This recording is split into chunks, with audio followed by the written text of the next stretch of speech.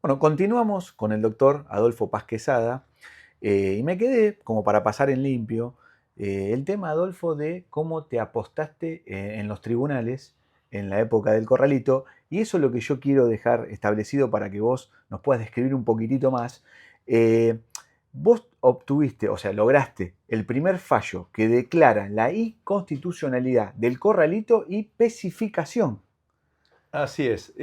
Fue bastante trabajoso lograrlo porque implicaba apostarse en tribunales cuando arrancó la fila, que esto fue a las 4 de la mañana, para presentarlo cuando abría la mesa de entradas. Y luego ir pateando los juzgados todos los días para lograr que fuera el primero. Yo quería que fuera el primero, quería sentar una jurisprudencia contra el corralito y contra la especificación, a pesar de que él ya había tenido medidas cautelares con Silva Garretón en su momento, allá por fines de el año 2001. ¿Mm? Y en el transcurrir, porque estás dando una connotación histórica, porque es algo que se sigue reviendo en los claustros universitarios, porque creo que la economía argentina a veces es muy claro para los que saben, pero para el común denominador uno aprende a los golpes. Ujú. Eh, y por eso somos, creo que, objeto de estudio en otras latitudes, porque el funcionamiento, como bien vos dijiste, es muy paradójico. Sí, sí, se repiten los errores del pasado. Eh, digamos, por ejemplo, cuento una anécdota. Una vez que salió el fallo, un gran estudio me llama y me trata de persuadir para que vaya a trabajar con ellos, un estudio de los más importantes de Buenos Aires, y era litigar contra los ahorristas, o sea, de pasar a litigar a favor del ahorrista, en contra del Estado y en contra de los bancos que se confiscaron el dinero de los ahorristas, que se descalzaron y sabían lo que estaban haciendo, pasar a litigar contra el ahorrista. Yo le dije que de ninguna manera iba a hacer eso, que eso iba contra mis principios y que el costo de hacer eso iba a ser altísimo. El entonces CEO del estudio me aseguró que, bueno, en la corte eso se iba a resolver en contra del ahorrista, lo cual terminó siendo en parte verdad, porque se dio vuelta la primera jurisprudencia que declaraba inconstitucional, y es una de las tantas semillas que generó esa tan famosa desconfianza a las instituciones, al sistema financiero, y por lo cual la gente cuando agarra dinero lo convierte a dólares y lo guarda en el colchón, en el frasco de cocina, lo que Sí. Franchella en el encargado dice crocante, ¿no? Un billete arriba del otro. Pero eso es muy malo para el país, es terriblemente dañino, porque el sistema financiero es como la sangre del cuerpo, es lo que hace que el dinero se multiplique y, digamos, haya crédito. Hoy la Argentina no tiene crédito, la Argentina no tiene mercado de capitales y es por ese problema eterno de nuestra falta de instituciones, nuestra falta de confianza, que después fue agravado con el cepo cambiario, donde también intervení. Adolfo, esa, por lo que has descrito, esa antinomia de posicionamiento, porque es como pasarte en el lunfardo barrial de Boca a River, se presta porque hay una interpretación, es por la mera interpretación de la Carta Magna del derecho constitucional, es por o por qué se llega a circunstancias que son la antítesis. Y las Eh, dos en funcionamiento, como vos bien explicás. que no, lo que pasa es que se hace una interpretación forzada de la Constitución y se le hace decir a la Constitución lo que la Constitución no dice.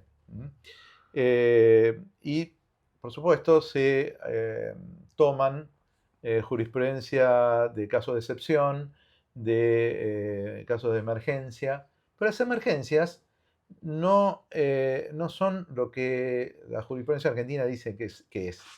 La jurisprudencia argentina dice que es una emergencia, por ejemplo, la especificación, en lo que es el cepo y demás. Y las emergencias son otra cosa, es cuando hay una catástrofe natural o una crisis mundial.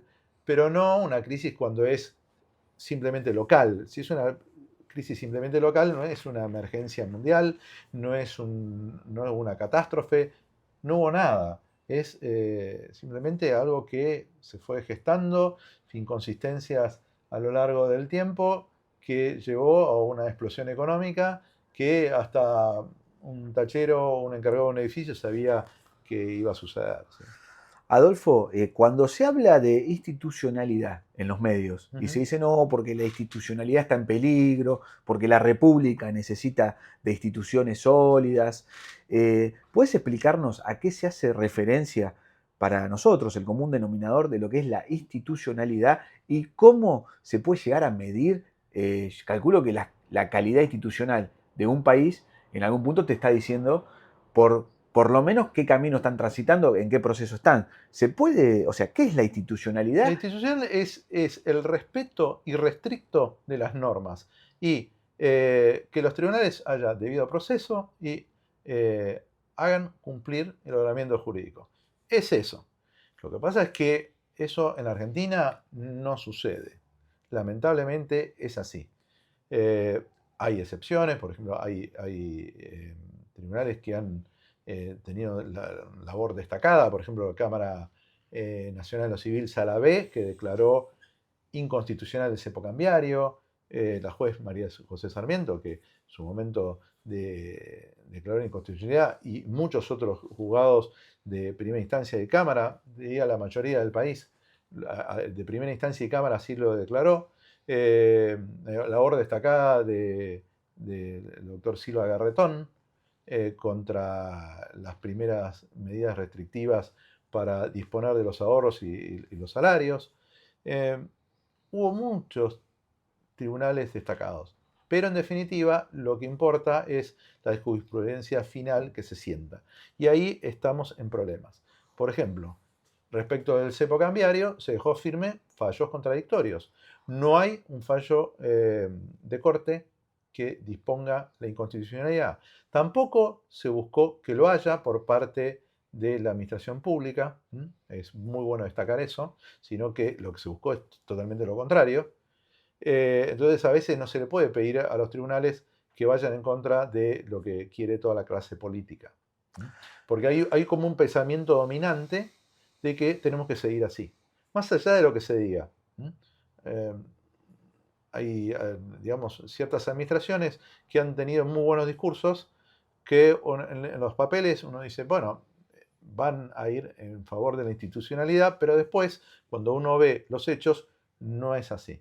Eh, y eso es lo que hace que no vengan inversiones. Dejar firme fallos contradictorios, el Banco Central sacar disposiciones contrarias a derecho, eso no es bueno, es muy nocivo. Y se paga en las inversiones, se paga en el día a día, se paga en que la gente no tenga trabajo, no hay dinero, es más lo que se ve diariamente. Eh, Adolfo, ¿cómo ves, cómo actúa a tu parecer, el sistema judicial? ¿Como árbitro político o sabe entender el momento? Entonces, para que realmente tome acción, requiere que alguna problemática, algún conflicto, realmente sea transversal como decís vos, para que no se metan o se deje establecido fallos que son Y contradictorios. digamos que depende de la instancia. En ciertas instancias es más, digamos, seguir más el ordenamiento jurídico. También depende mucho del tribunal, según dónde caiga.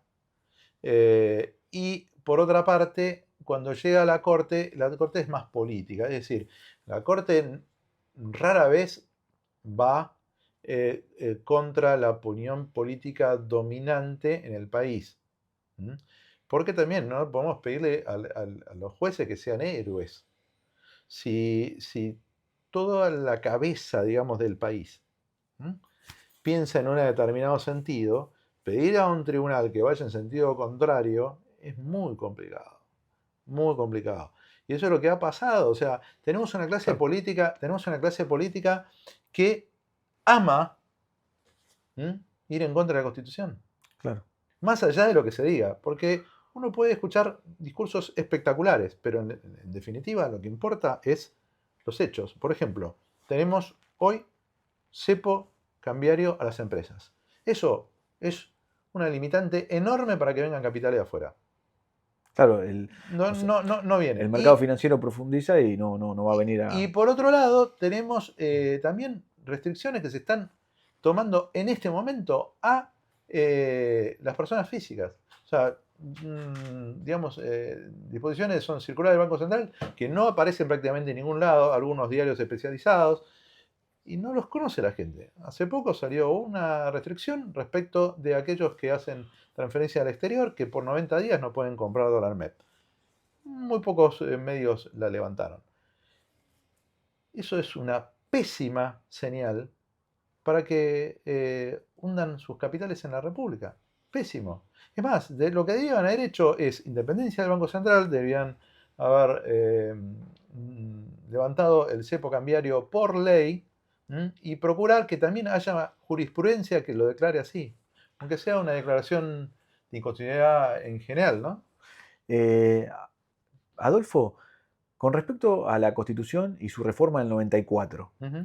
te quiero consultar, más allá de que quizás significaría una explicación mucho más compleja, si ya se tiene que estar reviendo ciertas cuestiones porque han cambiado muchas dinámicas desde la era digital, desde quizás la llamada inseguridad, desde un reclamo social que amerita de qué se hace con el monopolio de la fuerza, desde esas jerarquías constitucionales, hasta esa habilitación del poder ejecutivo, ¿no? Para, qué sé yo, el DNU.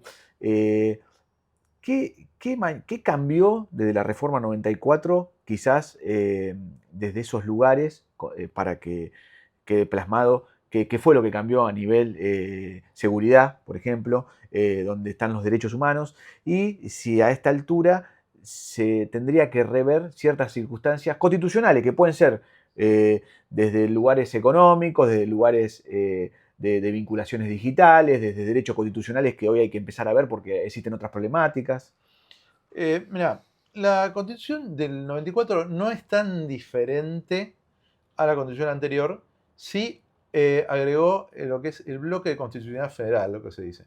Es decir, incorporó todos los tratados a la constitución y esto tiene gran razón de ser en lo que pasó en la República Argentina años anteriores. Es decir, debido a acontecimientos que son públicos y una lucha terrible que hubo y la falta de transparencia en procesos y demás, se decidió incorporar a la Constitución los tratados firmados por la República Argentina. Y esto es muy bueno, da una cierta garantía, pero digo cierta, ¿por qué? Porque en ciertos temas, por ejemplo en la parte económica y muchas veces algunos procesos, no son llevados en la vida forma. Es decir, hay ciertos procesos que son, digamos, bastante irregulares, o no se consideran ciertas pruebas, o los tribunales son parciales. eh, digamos, todavía distamos mucho del efectivo cumplimiento de la Constitución. Por una cosa es lo que diga la Constitución, acordate un poco lo que se dijo al principio, la Constitución formal, la Constitución material. La ley puede decir algo que está buenísimo, pero no quiere decir que eso efectivamente se aplique en la vida diaria. En la parte económica somos realmente un desastre. Somos un desastre. No se aplica en absoluto la Constitución. Los cambios de reglas son continuos. La prueba de esto es el RIGI. Y ni con el RIGI vienen las inversiones porque según el Banco Central entraron 700 y pico millones de dólares a pesar de que hay anuncios por 28 mil millones. Es decir, las instituciones argentinas no despiertan confianza. Y eso se ve en el día a día.